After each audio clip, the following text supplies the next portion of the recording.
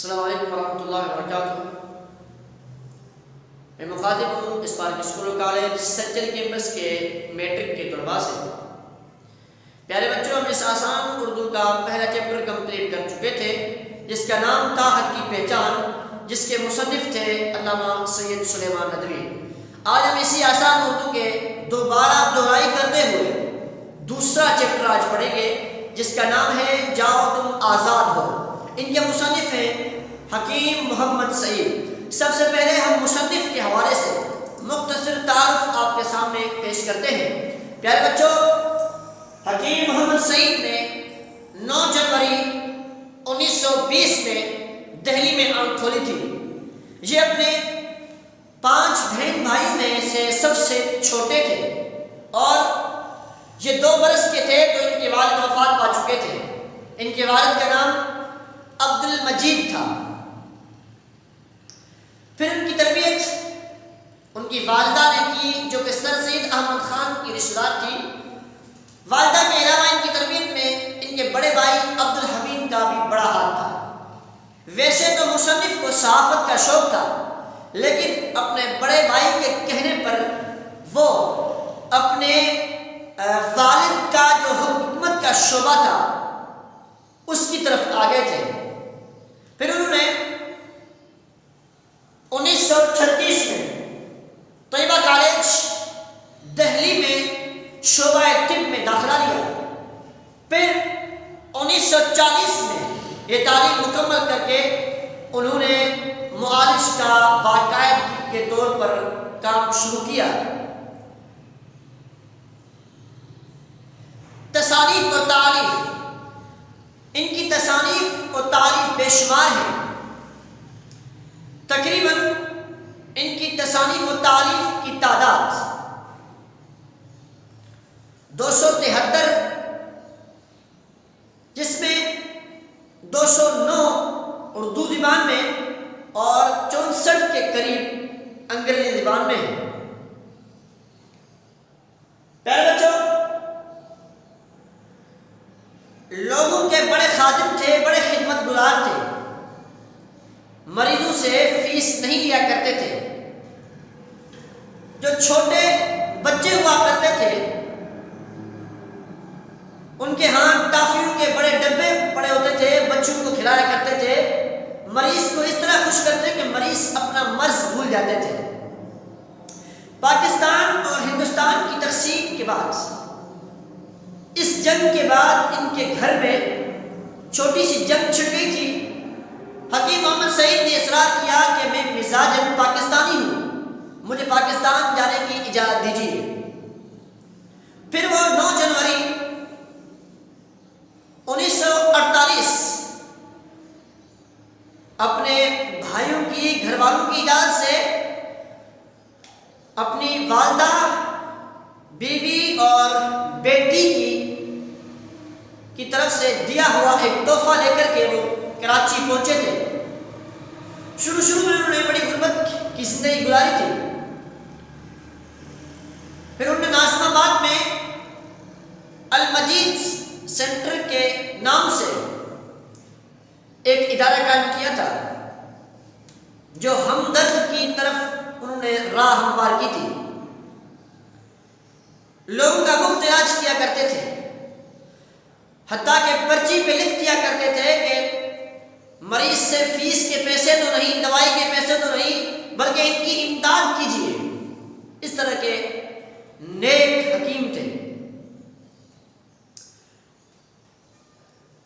اس کے علاوہ اس خدمت کی وجہ سے ان کو ستارہ امتیاز سے بھی نوازا گیا تھا، اور 17 اکتوبر 1998 کو ان کو اپنی طب کی طرف جاتے ہوئے نامعلوم افراد نے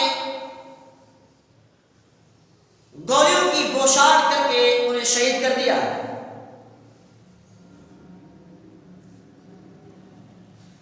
جس کا ذمہ دار ٹھہرایا گیا تھا الطاف حسین کی قائم کردہ ایک پارٹی MQ کی طرف، لیکن وہ ہمیشہ اس سے برات کا اظہار کرتے رہے۔ پیارے بچوں، آئیے ہم اس سبق کے حوالے سے مختصر گفتگو کرتے ہیں۔ پیارے بچوں، 8 ہجری رمضان مبارک کا مہینہ،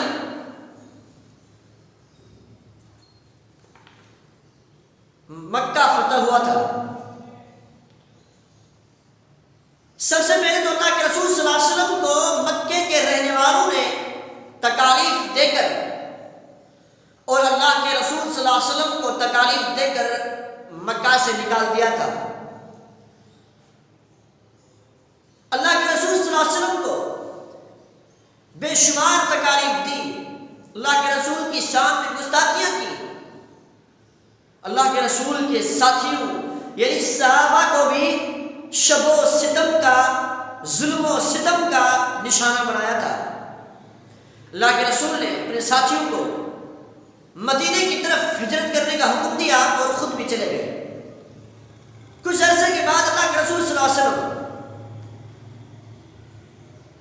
اسی مکہ پر 10,000 کے لشکر سے داخل ہوئے اس کو فتح کرنے کے لیے۔ اللہ کے رسول صلی اللہ علیہ وسلم اس شان سے داخل ہوئے کہ 10,000 کے لشکر آپ کے ساتھ تھا۔ اعلان کیا، جو شخص کعبے میں پناہ لے گا وہ بھی محفوظ ہے، جو ابو سفیان کے گھر میں پناہ لے وہ بھی محفوظ، جو اپنے گھر کے دروازے بند کر دے وہ بھی محفوظ ہے۔ یہ ابو سفیان وہ تھے جو اسلام لانے سے قبل مسلمانوں کے بڑے دشمن تھے، اللہ کے رسول صلی اللہ علیہ وسلم کی شہید کرنے کی بہت سازشیں کر چکے تھے، لیکن اسلام نے ان کو عزت دی، کیونکہ اسلام پچھلے ساری خطائیں معاف کر دیتا ہے۔ الاسلام یہدم من کان قبلکم یا تہدم من کان قبلکم، اسلام پچھلی جو خطائیں ہیں وہ معاف کر دیتے ہیں، یعنی اسلام لانے کے بعد بندہ صاف پاک ہو جاتا ہے، گناہوں سے خالی ہو جاتا ہے۔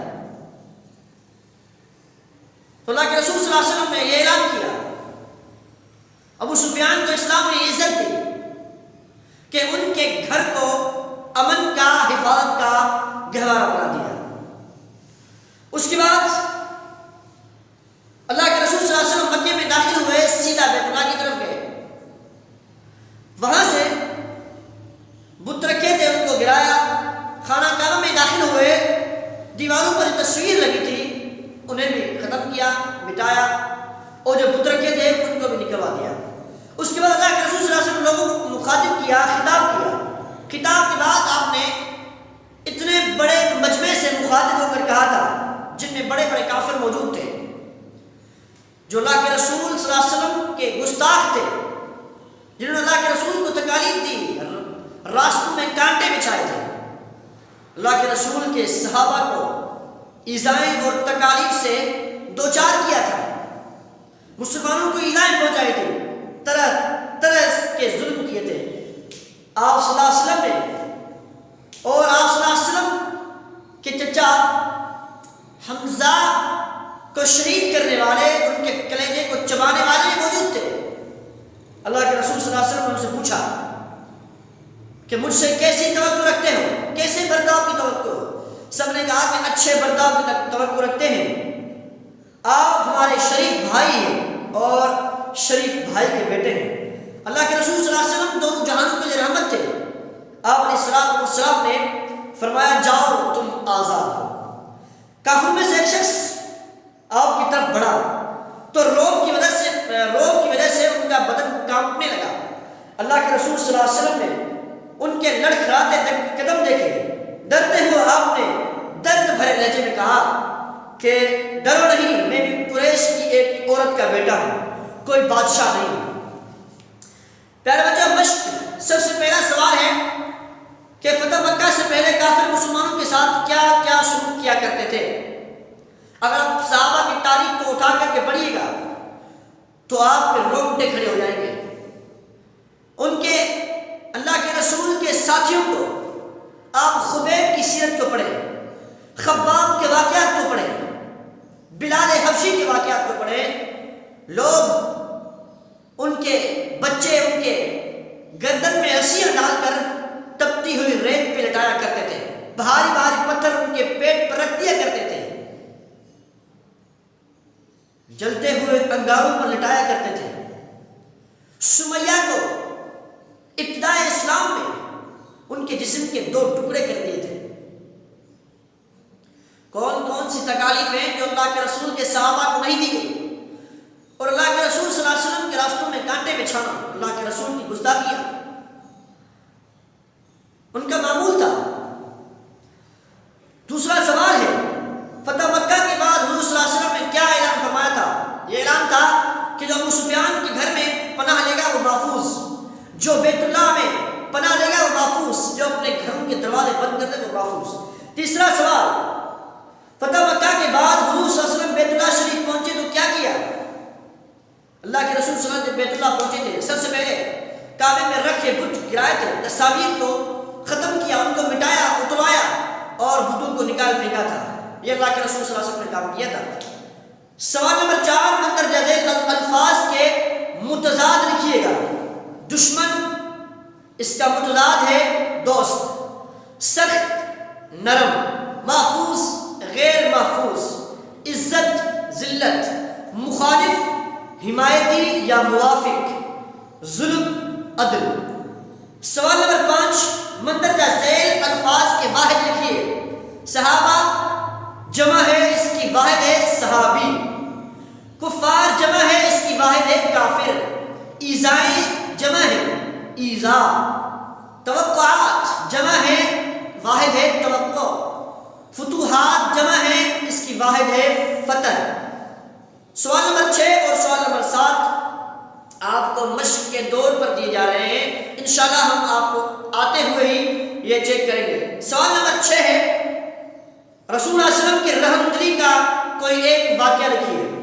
سوال نمبر 7 ہے، اپنے چھوٹے بھائی کو ایک خط لکھیے، اس میں ایسی باتیں انہیں لکھیے، ایسی باتیں بتائیے، ایسی باتوں کی نصیحت کیجیے جن سے انسان کو بچنا چاہیے۔ امید کرتا ہوں آپ کو سمجھ میں آ گیا ہوگا انشاءاللہ۔ والسلام علیکم ورحمۃ اللہ وبرکاتہ۔